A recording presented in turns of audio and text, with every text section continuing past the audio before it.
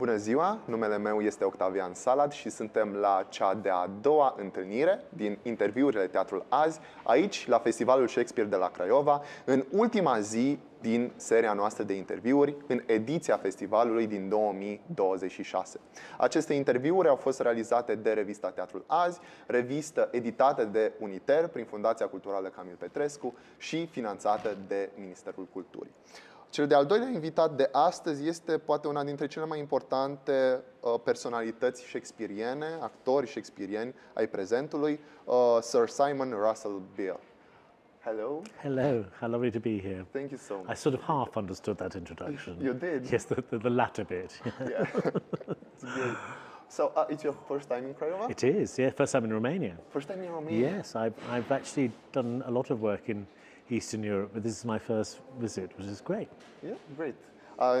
The performance in which you play, well, you narrate the story will be played tomorrow at the Colibri Theatre at 2 and at 6, if I'm not wrong. And it's based on Shakespeare's poem Venus and Adonis. As we talked before going on air, I would like for this conversation to be on the topic of metamorphosis in Shakespeare, because we are in Romania, the country where Ovid, which work Metamorphosis was a big influence. Huge, yes. You see, I didn't know that till we started talking before this podcast. Of course, what I reminded, of course, Ovid was exiled to the Black Sea coast up in Constantine, was it? Was it Constantine? In Constanza. Yeah, Constanza. And yes, I'd forgotten that. So it's rather marvellous. We're in Ovid's last home, of course, which is great. And the first question would be about in a way, the metamorphosis of the Shakespearean characters from the young characters to the old characters. And let's talk a bit about King Lear, in which this relationship between the young generation and the old generation is very prominent. You played different roles in this, from Edgar, if I'm not wrong, to King Lear. I played King Lear, yes, about 10 years ago now, quite a young King Lear. I hope to do it again one day. It's my absolute, I think it's my top Shakespeare play, actually, King Lear. The first thing about Ovid is that the reason why it's so pleasing, as you hinted, is that Ovid was such an enormous influence on Shakespeare. And he must have known it as a schoolboy, which is what's fascinating, because he must have learnt his Latin partly through Ovid, and it remained, as your listeners will know, such an important part of his life all the way through. I'm not sure, and I can't remember whether Venus and Adonis appears in Metamorphosis, but they probably do, because he is transformed into a flower. So anyway, it was an extremely important part of his life. Yes, Lear. As I say, I think it's my top of my top 3. Lear is right there at the top. But yes, and you were talking about the old and the young. Relationship between the old and the young. Yes, I played him. Actually, this is a very silly thing to say, but I played him at school. You did? Yes, I was 17, so that's a very young man playing a very old man. Yes, what would I say about Lear? And I mean, it's the most accurate representation of old age that I think Shakespeare writes in the whole of his life. And when I was studying it, I was thinking, the details of his decline are the sort of details that we now recognize as being probably what old people with dementia have to go through. And I kept on thinking, this is extraordinarily accurate. You know, other older men in earlier plays are sort of more generically old, but this seemed to be an absolute progression. And then I decided I have a medical family, so I asked one of my nephews to look up whether anybody had analysed Lear as a patient. And they came back very quickly, having done their magic stuff on the internet, and said, yes, there's a doctor who analysed him as having something called Lewy body dementia. And it's a particular type of dementia which suffers hallucinations, especially hallucinations of animals. Anyway, all the symptoms of Lewy body dementia are there in Lear. And I thought, that's interesting. I bet Shakespeare knew somebody who'd suffered from this type of dementia, or dementia, knew about it. It just seemed to be sort of medically accurate. except for, of course, he gets better at the end, which is a slight problem. But yes, and the relationship between young and old. What area are you interested in that? Well, in the idea of this changing of generations, how you playing Lear, how is this relationship of this king that, in a way, gives the kingdom away to the new generation, but still clings to the authority that he had as a king? Well, it's the most foolish thing, isn't it? I mean, the more you did it, the more you realised why. I don't quite not know what he was hoping to achieve by giving away his kingdom, and as most importantly, you say, trying to retain all the trappings or all the respect of being an ex-king. It's not going to work. It's just not going to work, you know, from the very beginning. And also then dividing the kingdom, as you know, between potentially 3 people and then eventually 2 people, is again not going to work. And you sort of know right at the beginning that this is a bad political decision. And of course his great friend Kent knows that at the time and says, you're being a very stupid old man. And all actors who play Lear have to decide right at the beginning whether they think Lear is already beginning to suffer from a lack of judgment, which could be associated with his growing old, or whether it's malicious, whether he thinks it's a wise decision. I decided that in the end, he probably didn't have the best judgment at that stage, that it wasn't malicious, certainly, and it certainly wasn't the decision of a man at the top of his powers. You know, it was a man with failing powers, and I think it was a preemptive thing on Lear's behalf to say, I know that this is that I'm going to start failing. So from his perspective, it's a wise thing to give over power while he's still capable of giving it over. But of course, it's an absolute disaster. And as you say, the relationship with the young people are absolutely destroyed by it. Yeah. And on the theme of the metamorphosis, we know that in King Lear there is the scene of the tempest, of the storm, in which the fool disappears after that scene, and Lear becomes, in a way, a totally different character. How did you His approach? Own fool, of course. Yes. How did you approach this change of character from the original to after the tempest? This tempest. The scene that I found most upsetting to do was after the storm, after the fool has disappeared, after the voice of sort of some sanity, in inverted commas, has gone. The scene I found most difficult and one of the most accurate scenes psychologically was the scene where Lear meets his youngest daughter again. And it's when Shakespeare's at his absolute best, when he locates these very big emotions, very big changes in a sort of, with an ordinary situation, an ordinary language. And the bit that moved me, because Lear's by that stage ill as well as old, and his daughter comes to visit him, as it were, in hospital, like we would. And of course, anybody who's visited an aged parent, especially a figure of authority in hospital, it's always a shock, isn't it? Seeing them in bed, or seeing them ill, or seeing them without their power. And that's the last time she saw him, was when he was in his full pomp. And now she's seeing this weak old man. And of course he has some of the greatest lines that Shakespeare wrote about being on a wheel of fire, and my tears scald like molten lead, and I'm so sorry, and they start to try and make it up. And in the end she says, and this is the bit about Shakespeare being precise, she says, "Shall we go for a walk?" And it always broke my heart. The scene ends with her going, "Shall we go for a walk?" which is exactly what you do when you visit older patients who are weak and ill. You often say, in England, do you want a cup of tea, or shall we go for a walk, or something ordinary, and that therefore the process of reconciliation can start as you're having a walk or as you're having a cup of tea. It's something that's where Shakespeare's absolutely at the top of his game, when he can locate these big emotions in something small. And what's so breathtaking about the play and upsetting about the play is that process of reconciliation isn't completed, because of course Cordelia dies.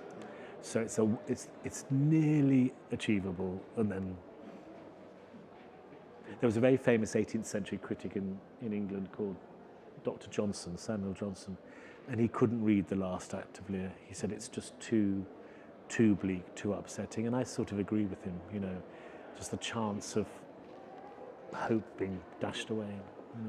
And Shakespeare's play was also rewritten by the other authors. Of course, with a happy ending. Exactly. With a happy ending, yes, which I do exactly. So you sit there thinking, I know why they did that, because it's just too miserable, you know. And I think the iconic image of Lear carrying his dead daughter, I think must be one of the great theatrical images of all time, isn't it? That the picture of absolute loss and absolute grief. And in fact, when I played it as an adult, not as a teenager, but when I played it as an adult, it got bleaker and bleaker as the run went on in my head. So by the end, it was absolute desolation. There was no sense of Lear even hoping for some. He knew it was over. Whereas sometimes you feel tempted to go, oh, she's alive, she's breathing, and all that. And I thought, in the end, I thought, no, he knows, she's dead. In a way of rebuilding the image from Pietà, no? Yes, exactly, absolutely that, yeah. Nothing worse than the carrying your dead child. Yeah. And as an adult actor, how did you approach the character from being at a young age, but Well, as I say, I did this. I don't do this often with Shakespeare plays, but as I said, I used an outside source for dementia, which was not to say that I presented him absolutely as somebody with this particular type of dementia, but it gave me a sort of couple of marking stages through his regression into what we would say was madness. Like he hallucinates animals at one point, which is apparently a symptom of this particular type of dementia. So it was just a way of using an outside influence to anchor me into certain points of also the loss of knowing what to say. You know, there's a point when he curses, I think probably the most desperately cruel set of speeches to his oldest daughter, when he says, I hope you don't have any children, all that horrible. But he ends up by saying, you know, I shall do such things, what they are I know not, but they shall be the terrors of the earth. And it's like he's struggling for words. So again, it was a moment when you go, that's a stage of his decline. So I think I used that more than,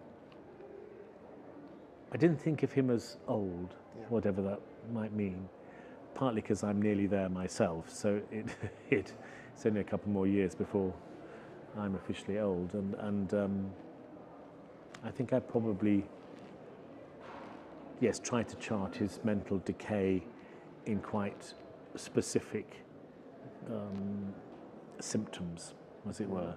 And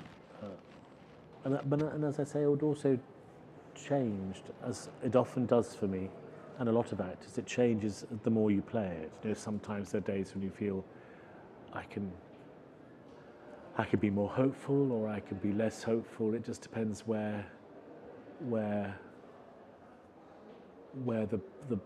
that particular performance is going. I mean, there's a very again a marvelous moment of Shakespeare at his simplest, when he says to the fool early on, he says, "Let me not be mad.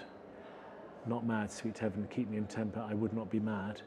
And it's one of those lines, he knows, he's known from the beginning of the play, as it were, that there's a likelihood, a possibility that he might lose his mind. And privately with his fool, waiting, as it were, he's between two daughters' houses and he's travelling on his way.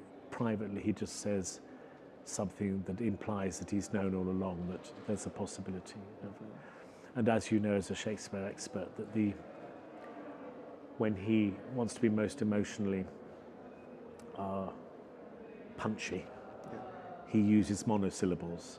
So, oh, let me not be mad, not mad, sweet heaven. Keep me in temper. That's not a monosyllable. I would not be mad. You know, it's like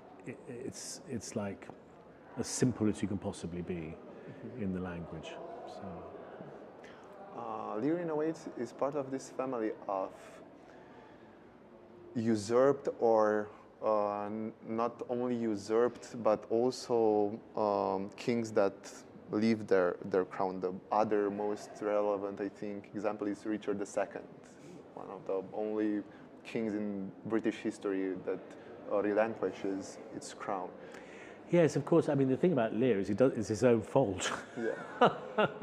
So, and of course that plagues him. You know, that it was his own stupid decision at the beginning, however good he thought it was at the time.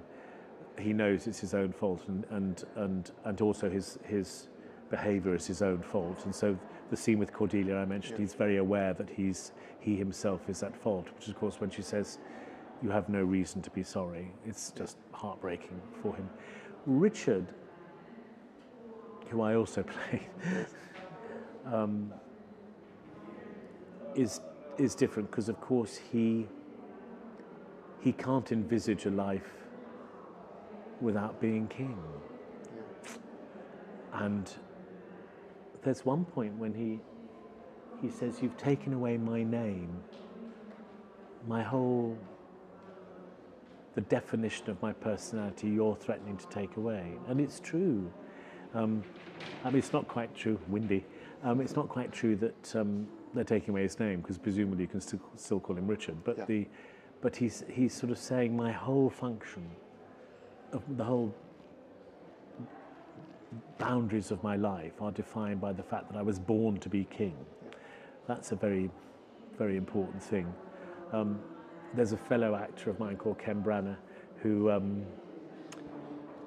also was I think he played Henry V famously, and he was very interested in the idea that a man who is born to be king, you know, from his cradle, what that does to his mind. And Richard is one of those people. He's never known any other definition of himself, let alone his function, than being king. So to take away his crown is sort of, it's an absolute disintegration of his personality. He doesn't know who the I of him is. Of course, I also played Edward II, Marlowe's similar play, and the same thing happens. And with Edward, he doesn't realise, I don't think, Edward, until he has to give the crown up, how important that relationship is between him and the crown. Yeah. Richard sort of knows from the beginning that if he were ever threatened with giving up the crown, that would be the dissolution of his personality. I think he sort of knows that. Mm-hmm. All those speeches about bury me in a grave and a little grave and I'll be a nothing, and I think it might sound self-indulgent, but I think it's him saying, I know what this means. Mm-hmm. And I think that's where Shakespeare went a few steps further than Marlowe. Mm-hmm. Just Marlowe, it was a surprise for Edward. Richard, it's both a surprise and not unexpected. Yeah. So there's very long answers to your questions. No worries. It's great. No. I can babble on about Shakespeare for ages. Richard II is one of the plays that I find that are one of the best, that are very rarely performed. Well, in Romania, I don't know recently of any, since I'm working in theater, any Richard II. And I find that his soliloquy, his monologue, is one of the most powerful texts for a male actor. Yes, it is. The one in prison, when he's imprisoned, yes. Well, I'm not surprised. I mean, it isn't done that often. It's very long. Yeah. So in modern theatres, you probably have to cut it quite a lot. It's one of the longest plays. It's also very static. Mm. The verse is incredibly beautiful at its best. It's Shakespeare, his most lyrical period, isn't it? So it's just, and for an actor, it's just fantastic to do that stuff. It's just so beautiful. But there is a danger, of course, it becomes seductive I think the wrong way, that you lose the sense of what he's actually saying, rather than how beautifully it's said. And that I think actually goes through all of Shakespeare, that he very often seduces you with the sheer glory of his language, or his imagery, or whatever, and it slightly hides what is actually being said. Funny enough, there's an example of that in Lear, when Lear finally talks to his younger daughter and says, "Why don't we go away to prison? Because they're prisoners now. We'll go away to prison, we'll live together in prison, and we'll have a lovely time together, and we'll look at the outside world." And you're thinking, you're absolutely mad. Your young married daughter is not going to say, "Great idea, Dad." You know, it's a fantasy, but it's presented in such beautiful language that you're sort of seduced into thinking it might be a nice idea, which is a deliberate trick. I mean, it's not Shakespeare being but he is trying to sort of fool you. It's the same with The Tempest, or the same with, you know, the famous speech about "We're such stuff as dreams are made on." Again, incredibly seductive language. It's the same with Othello, at the end of Othello, when you think, this is the most beautiful stuff, but he has just killed his wife, you know. And I think that's the same with Richard a little bit, is that you can get seduced into its own beauty. And the problem with that is that the character then becomes self-indulgent in the wrong way. And I think he is self-indulgent, but he also has got something to say. You know, there's a contract between the king and his people. You've all signed up to it. You all regard me as divinely appointed. Therefore, to break that vow is a very serious matter. And so it proves to be, of course. Yeah. And then let's get to the king who will never be, Hamlet, which is one of your most famous works in a way. How did you approach Hamlet? How did you approach the transformations, the metamorphoses of Hamlet in this text? Like his relationship with the real or played madness of him? I found it very difficult, the madness, because I didn't see any evidence of it. There's one scene when he sort of plays around with Polonius and, you know, the cloud. But to be honest, my Hamlet was as sane as anything. And I didn't expect that. Yeah. I also didn't expect him, and it's to do with the dynamics of the rehearsal process, my relationship with the director, to the other actors, that it became, if it had been a different director or a different set of actors, it would have turned out differently. But my Hamlet was very sweet. And he was a hurt young man, and he wanted his dad back. And I made decisions like his relationship with his dad was a loving relationship. His relationship with his mother was a loving relationship, and he wanted that family unit back. And quite understandably, if impossibly, he wanted it back. And his madness was the madness of grief. It wasn't the madness, he wasn't putting on a madness of, he wasn't doing an antic disposition sort of deliberately. He says at one point, I'm but mad north-northwest. And I took that as my note about what his madness was. He says it to Rosencrantz and Guildenstern, doesn't he? I'm not mad, I'm slightly off center at the moment. And that seemed to me to be a perfect description of grief, and of being lost, and of having no role, and not knowing where he stood in the kingdom of Denmark. You know, and he was a boy that wanted to get back to Wittenberg. He wanted to get back to being a student and studying. And of course, the other thing is that for Hamlet is a set of betrayals, isn't it? Again and again, he's betrayed until he's left with absolutely nobody. I mean, Horatio remains loyal, but I don't think Horatio and he have a close relationship. But you know, he's betrayed by his father when he dies, he's betrayed by his mother when he finds out, then he's betrayed by Ophelia, and then he's betrayed by Rosencrantz and Guildenstern, or the opposite way around. You know, it's just an endless series of people who just let him down, which of course is why he spends most of the time talking to the audience, because in the end they're the only people he can trust. And that's how I did it. You're the only people I can trust, the audience. So I'll talk to you, and but I'm not going mad. I'm not mad. And so I think that's what I everyone thinks I'm mad, but I'm not.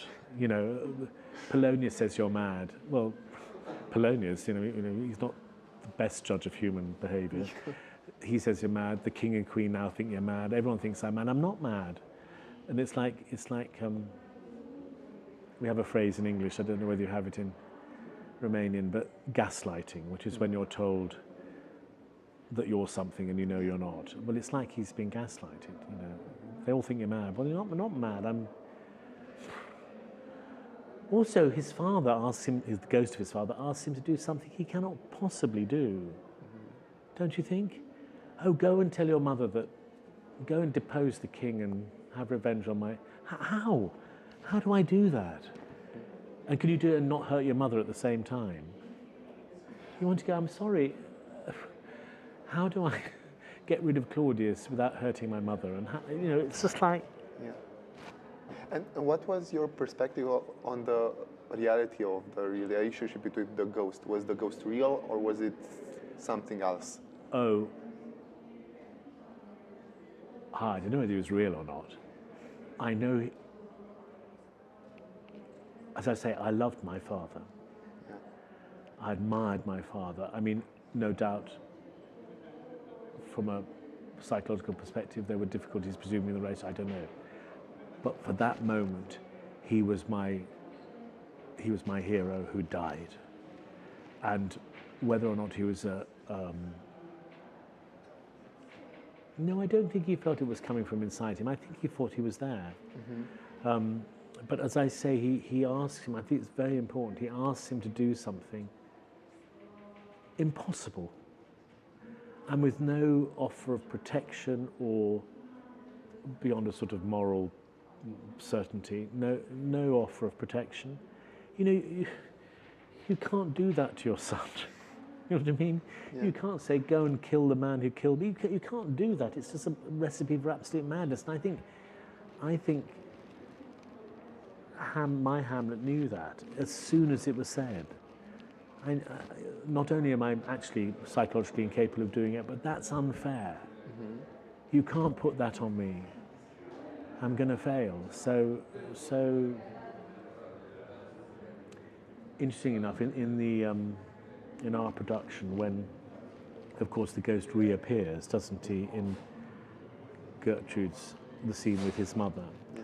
Which again I didn't want to be a sexually charged scene, because I saw no evidence for it, and I thought it's a very good interpretation. But the last thing Hamlet wants is sexual relationship with his mother. You know, he'd keep well away. You know, so after their argument, of course, the ghost, or during their argument, the ghost comes on, and just for that split second, he had his family back. He had his mum and his dad back, and they all touched each other. I mean, obviously she can't see him, her ex-husband, but she knows that Hamlet can see him, or thinks that Hamlet can see him. So he had his dad there and his mum there, and both of them had his hands on his shoulder, and it was, yeah, just a split second of a fantasy of the life that he believed they had before he died, which was the three of them, a family unit, you know. And how did you build a relationship with Ophelia? What was his relationship with Ophelia and Ophelia's death? Well, again, it was a kindlier version. His understanding of the opposite sex is not great. His understanding of sex is not great. A funny moment with his mother when he says, don't go to bed with him tonight, Claudius, and it'll be easier the next night. You think, really? Is that how sexual passion works? I don't think you understand Hamlet. So he's not great. It's not his strong suit, is it? Relationship with women. in my version, they had a relationship, not a physical one necessarily, but they had a relationship before. So I was, and of course, I think almost the biggest betrayal is hers. And he says, "Where's your father?" And of course, his father's eavesdropping, her father's eavesdropping, with Claudius on the scene. And her reply is quite obvious that she was lying. And this is a woman who doesn't lie. So the psychological pressure on her to lie was obviously enormous. And I think he recognized that. And he recognized the pressure that she was under, but equally well, she had betrayed him. And that, along with Rosencrantz and Guildenstern betraying him, his mother betraying him, his father betraying him, his uncle betraying him, that was just the final blow, really. That was the last person to be disloyal to him. But his reaction was, "Get thee to a nunnery," became, "Just get out of here. Just take my advice, get out of here. Just leave this place, because it's foul and rotten." And so it was accusatory, of course, but he was summoning all his power of humanity to try and say to her, "We obviously can't go any further, and I would advise you to get out of the court, get out of the Danish court." And, so again, I think it was a kindlier version than other Hamlets might have chosen. He always was, throughout the play, he was trying to be good. You know? Heartbreaking. He was trying to be good and trying to do the right thing, and, you know, couldn't do it. And what was his relationship, in your perspective, with this duality and play between action and inaction? Well, I think I've implied that I think he knew right from the beginning that it was going to be an action. I think not because he's not physically, I mean, he was physically capable of killing Claudius, but I mean, he kills Claudius and they make him king? I mean, or do they kill, you know, it's as I said, I think what the ghosts ask him to do is something that he knows right from the moment it's uttered that he will not be able to do. My Hamlet. I mean, psychologically, he doesn't have that sort of strength of will to do it. And so the famous scene in the chapel, or at least when Claudius is praying and he could stab him, I think is a sort of, for him it became a final recognition that this is just not going to happen. And what's interesting for me is that final act when he comes back from England, and he has no soliloquies from then, which I think is fascinating. He doesn't need the audience anymore. I mean, he used the audience as some means of saying how he felt, but he doesn't need them anymore. He's sort of locked into himself, and he's ready. Actually, he's ready to die, isn't he? I mean, he you know, let be, just be prepared to die at any moment, and if it happens, it happens. It's an incredibly moving sense of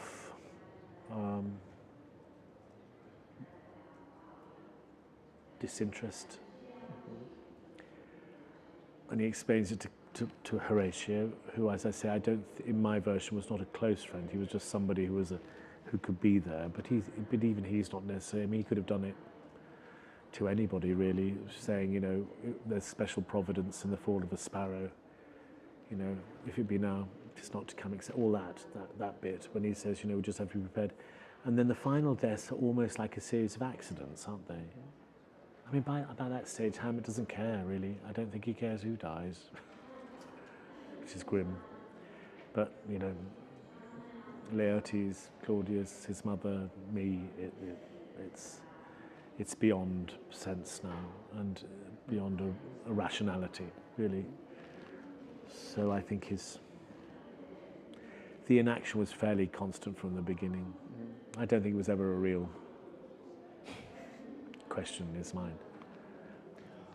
When creating these very personal Shakespearean characters, what's the relationship between your perspective, Shakespeare's perspective, and the work with the director? How much does it come from the proposals in the shows that you did, in choosing the different aspects of the character, being Hamlet, King Lear, or Richard II, the perspective of the director? Well, with Hamlet, as I said, I only had a few ideas to begin with, one of which is I don't know what to do about madness. And the second one, which I don't want to sexually assault my mother. Those are my two ideas. And I said to the director, look, I gave my arguments, and he said, fine, that's all we started with, really. We started from scratch, and then, as I say, it turned out unexpectedly. It didn't turn out, I didn't have a plan at the beginning, and I don't think the director did particularly. We'll just see where it goes, and see where my character interacts with Shakespeare's writing, isn't it? It's about what moves me and what makes me feel that I can express that. So I don't think it was planned. And Lear the same, really. I mean, Lear, any of the characters, Richard II, any of the characters, I never quite know where I'm going to go. And very often they turn out not to be the one that I would have expected to do. I mean, I would have expected Hamlet to be more cynical because of parts I'd done before, you know, the Richard III's and the Argos and all those sort of characters who are harder edged. But he wasn't. He turned out differently. So there's no real plan, actually. Just see where we go. And I like that. I like having a blank canvas. In terms of my own personal life, as I've written about, my mother died just before Hamlet, so obviously there was literally a couple of months before. So there was, probably unconsciously, there was a lot of, I certainly saw it as my gift to her. So it was like saying, Mum, you knew I was going to, because you knew I was going to do it. And here you are, this is the Hamlet. This is your Hamlet, which is probably why it was gentler, you know, because it was my homage to her. Yeah. So I think that feeds in as well. But the directors I've worked with, we don't tend to have much of a plan, really.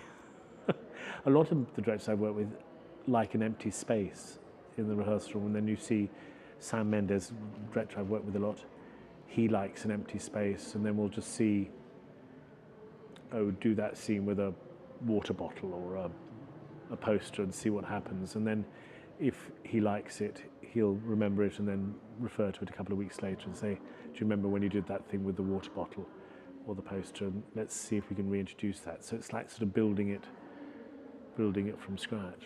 And the same with John Caird, who directed Hamlet. You know. I have to mention that in 2024 you published a book about the... I feel a bit ashamed about that, yeah. the work on Shakespeare, which is called A Piece of Work Playing Shakespeare and Other Stories, which I don't think is yet translated in Romanian. I could be wrong. No, I think you're right. I feel a bit embarrassed about it. Anyway. Why? Well, I don't know. Writing a book, I don't know. But somebody said, you should write down what your thoughts are about. So I intersperse my life as an actor and as a child too, and my relationship with Shakespeare, intersperse it with analysis of the various characters that I've done. So yeah, It was an interesting exercise. I did it during, of course, COVID came along, so it was an ideal opportunity to sit down and see, because I thought, I can't write anything. And then actually, you know, I have very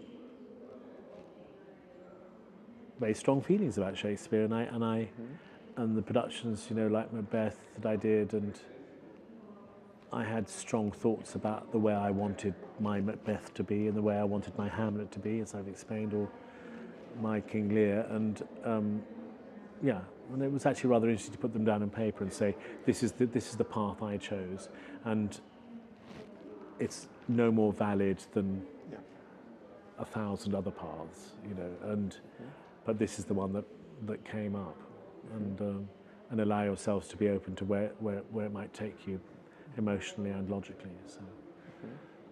And going back... I do hope some... Perhaps you should translate it into Romanian. I would like to. Going back to Venice and Adonis, which is playing in the International Shakespeare Festival in Craiova tomorrow. One of my last questions would be, how was for you this change from the Shakespearean character, from the plays written for the theatre to the poems? Well, it's as you know, it's a long narrative poem, lasts about an hour. So it's quite a lot of words, but it was Shakespeare, as you know, the plagues had shut the theatre, so Shakespeare thought he'd do a bit of lyric poetry, which I've always sensed was his first love, you know, that he, as a young man, he thought, I'll be a poet and I'll write for these grand patrons and these big aristocrats and become famous as a lyric poet. Because he does talk about the play as the first fruit of my invention, which you think, well, he's already written about 7 plays, so, you know, but it has the difference is that it's much more courtly. It's wry, it's witty, it's also gently erotic. You know, it's about 2 very beautiful people trying to get it together, and it's sexy. It's also rather sad at the end, but that's a different thing. But you can see him flexing his muscles in what would then, you know, what he could do with Richard II, the lyricism, the sort of, he could, you know, there's moments when you think, yes, that's the Shakespeare I know. There's some very famous metaphors that he uses. There's one about a snail, and there's one about a hare. I'm doing the puppets. And they're the Shakespeare you think, yes, I can see the Shakespeare.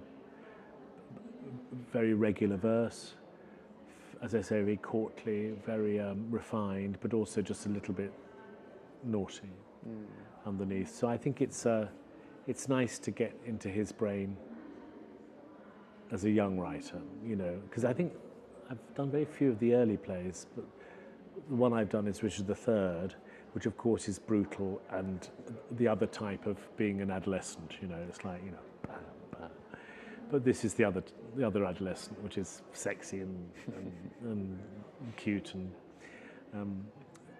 I always love the fact that a play written in the 1600s, early 1600s, called I've forgotten its name, something to Parnassus. Anyway, a play written in which there's a satirical character, young man who keeps a copy of Venus and Adonis under his pillow. No, like that, you know. You wouldn't keep a copy of King Lear under your pillow. You know, you keep a copy of Venus and Adonis. No, understand why. So I like that. I like it. It's quite naughty. And how did, for you, this change of rhythm, of the poetry thing? Yeah. Yes. As I say, it's much more regular, and of course, I'm quite strict about rhythm. I'm in the plays, in any Shakespeare, I'm quite strict about the rhythm, and I always mark it the stress, because I think it helps to give you a firm basis. And in this case, yes, it's all pretty bidum, bidum, bidum, bidum, bidum. Maybe a couple of reverses of that, but it has a strict rhyme scheme, which I don't really push that hard, but it's there, and it's, you know, endless rhymes. So I think that becomes rather tedious for the ear. So I tend to try and play that a bit more lightly. And tiny things like, this is a real linguistic, but often in Shakespeare, the ed at the end of a beloved. Actually, we say beloved in modern English, but a lot of these eds, in modern English, we cut. Yeah. And if I'm doing a Shakespeare play, I very often cut them as well, even if the rhythm has to be slightly altered. But in this, I'm doing despised, let's say, rather than despised. Despised. I'll do all the eds, which I normally don't do, because it has a sort of courtly elegance. Yeah. You know, so it is a slightly different technique, slightly. And for the end of our conversation, what would be at the moment in which you are a Shakespearean character that you really want to play now? Well, I was talking about that last night. I'm wanting to do, I hope to do Falstaff on stage in 27. I've done him on film, but I'd like to do him on stage. But I know that you have a complicated relationship with Falstaff from other interviews. Yeah, I think they do. I mean, that's part of the reason why I want to do it, because the Falstaff on film was quite dark. Yeah. And I think with an audience, it might be easier to find out. I don't think he's very funny. That's my problem. I think there are other characters who are much funnier. But it's a brilliant portrait, obviously. It's a brilliant portrait of a man who thinks he is funny. I mean, that's part of the part, you know, it's like the pub bore, you know, God, I'm funny. I'm the cause of wit is another man, you know, I think, oh, really? So I've always had my doubts about Falstaff as a person. So it'll be interesting to do it in front of an audience who might find him funny. I mean, it might be as dark as the one I've done before. I mean, the one I did before on screen, he was a dying man. He's a man who gets increasingly aware that he's on his last legs, and he's a cheat, and he's a thief, he's a liar, you know, all the bad things. And so it'd be nice to see if I can find the reason why he was one of the most popular characters in Shakespeare's time, let alone since. And there are other characters I'd like to revisit, but I don't think anybody's offering me that at the end. I'd like to do Macbeth again. I'd like to do an older Macbeth, one who's retiring, as it were, from his military career, and see if I can do that. And one day I'd like to do Lear again, because I'm getting to the right age now.